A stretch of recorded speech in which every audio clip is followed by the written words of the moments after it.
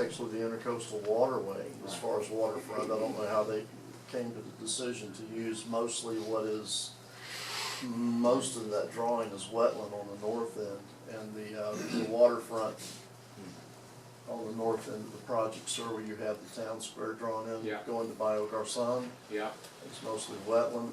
yeah. I don't know how you arrived at that, when most of the land to the south that would, to me, reminds me extensively of Fort Lauderdale, or I'm sorry, West Palm Beach. How we arrived at what part? That, putting the town center to the north of the intersection as opposed to the south on the intercoastal. Here. Correct. Oh, but that's underneath the bridge, it wouldn't have any retail. The retail wouldn't work, because there's no It worked in drive-by Palm- traffic. It worked in West Palm Beach quite well, when I was there paying $150 a bottle of wine. Just But if that wouldn't be a town center, that would be a single restaurant, right? If that's No, what sir, it was an entire town center. you're- In West Palm Beach. Yes, sir, leaving Palm Beach, coming over to the mainland, I was doing a television shoot. You know which one it is? I can't think of the roadway, it's been 12 years, but it was quite successful. Well, we did the plan for West Palm Beach. And for Clematis Street. That was empty, and it's full. By the way, some people don't, they say, just so you know, and because you have different experiences, the entire West Palm Beach is our plan. About 15 years ago, and as you know, it was empty. The place was Right. empty for 16 years, and now it's full. And what we did is we made it predictable. I mean, you know, you buy here, and there'll be a Starbucks there. Oh, I get it. You know, that kind of thing. And cinemas and so forth. But I think that traffic needs drive-by. This bridge is a high bridge. The Palm Beach bridges are not so high, they're low. So you can do it, but see, since this goes up, I think it might be kind of cool to have a restaurant underneath it in the water. But the drive-by, you miss so much What traffic. about the other vacant 30 or so acres that would be Over here? billboard, yeah, billboard Well, frontage? actually, my concern was the people living here, There's a big chunk of people living there. people living here, having a place to go. That's why it's up here. Right. That was their town center.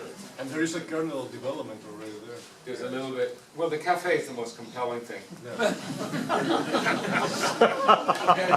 would catalyze nothing else. This would be a catalyst for the rest. But I think this could be a site that could be developed, and I absolutely agree with you that this is a terrible intersection, and it should come over here and then come up. And that would give access to these people to the beach. I mean, to the park. Just safe driving, if nothing else. Yeah. Okay, so let's see what else we have. Next, Can I okay, ask I'm a sorry. question? This is the For plan. right there at that, right there at that corner. Okay, this is a better In plan. the summertime, it often takes from the Publix to the Bellagio a half an hour to drive that. Okay, And there's miles of people backed up waiting to come to the beach. right. If you slow the traffic down further, how do you get them onto Perdido Key? Well, slower traffic doesn't mean less capacity. Let me explain something that Rick might have done or I did earlier. When traffic goes quickly, the spacing between the cars is wider, right? You know that. There's less capacity at 45 miles an hour because the parking, when you get it down to about 27, you get the optimal spacing, and the throughput, which is the number of cars going through, actually increases so that the maximum efficiency is at 27 miles an hour. Okay, it might take longer to get there, but it's smoother and there are more cars. In the summertime, 27 would be a high rate of speed on Perdido Key. Yeah, well, that can't be helped. We can never solve that problem because it's an open system. You know, that's the problem. If this were a cul-de-sac, then we could design it. But it's that pesky Alabama connection, you know, that actually does it. So, I don't know what to tell you. It's, that has never been solved. You know, it's these peak hours and so forth. What can I say? It's, yeah, he's gonna try and solve it. One thing that you would know if we did have the permanent recorder station just south of the bridge, you would know what happens for the demand as it goes through the summer and from weekend to weekday, weekend to weekday. So you would know all that information, so you could better get at those cues. They would be documented. Now, one other thing, as I mentioned before, there's quite a diversity of people sitting in these cars. Some want to go all the way through to Alabama, and some are just trying to move back and forth to take care of their daily recreation and food and shopping needs. And it's those very short trips that would get back onto a more diffuse transportation network that would be produced in those developments to the south. See, right now, you're a one-road town for the direct trip. You have River Road, but that's so hard to get to from the bridge on the south. By the way, there's one thing we Just should one say. road. You mentioned something that catalyzed. All the people down here in the island need to use this Publix, right? Yes. The absolute ideal is to get a Publix in the new town center, so you don't have to cross the bridge when it's congested that way. And we did have one drawn, I believe there's one drawn if you go back. We have a Publix site, go back. Oh, it's way back, Yeah, sorry. way back. It's way back, but we do have a site for a new shop, for a new medium-sized supermarket right off the condo, so you don't have to cross. You know, and by the way, now with the helicopter and everything, you don't even have to go to the, you don't even have to drive to the hospital.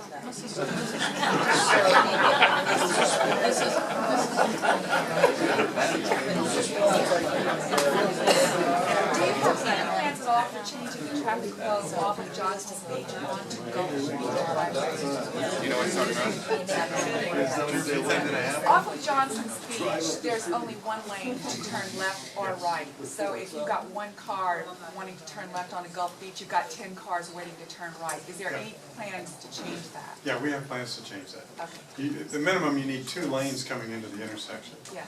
You need to take the super elevation down, so it's not a mountain Oh, climb. that, I see what To you mean. hang on the street to look for cars coming, okay? Okay. And there's also a way to actualize that one street that goes down to the beach access road, to maybe put a left turn there, so you don't even have to go to that intersection anymore. You just go straight down. Excellent. So we've been thinking about that quite a bit. We haven't gotten to the amount of sort of incoherent planning that's been going on. Like, for example, on that street when you come in, there's single-family houses facing in that might prevent solutions to that problem. You know, and we have to look past the present. You know, if you look at every house that's there now, you can't solve that problem. But over time, those houses don't make sense. DOT might buy them out, and then we can begin solving things more. But I personally did not work on that problem. It seems Rick knows what you're talking about. I didn't. Okay, let's see what else. We have to get to the code. There's just one other traffic issue that Rick has to talk Okay. about. That we talked, yeah. Do you have I mean, it's way back, right? I mean, I could find it.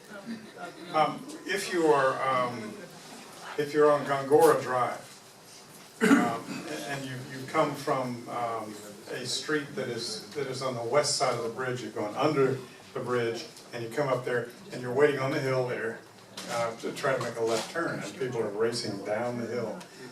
The engineers call that your gap acceptance test. Right? If you see a gap in the traffic that's long enough, then you'll jump in there. But if they're faster, It reduces with age. if it's going faster, you really can't you can't pull out as easily. So one thing we planned, It's hard to get to. I mean, okay, you know where you're coming down the bridge and you see Welcome to Perdido Key on the right side, opposite that left turn. Well, we went down on the old bridge access road. It's like Paradise, or what's the name of that thing? you can see it here, up there, kind of. The RV park? The old bridge road, it goes in and stops. And there's a fairly easy way to travel straight ahead on the right side of the bridge Yeah. and go past that sign and get back out on the Perdido Key Drive. We did it with my car.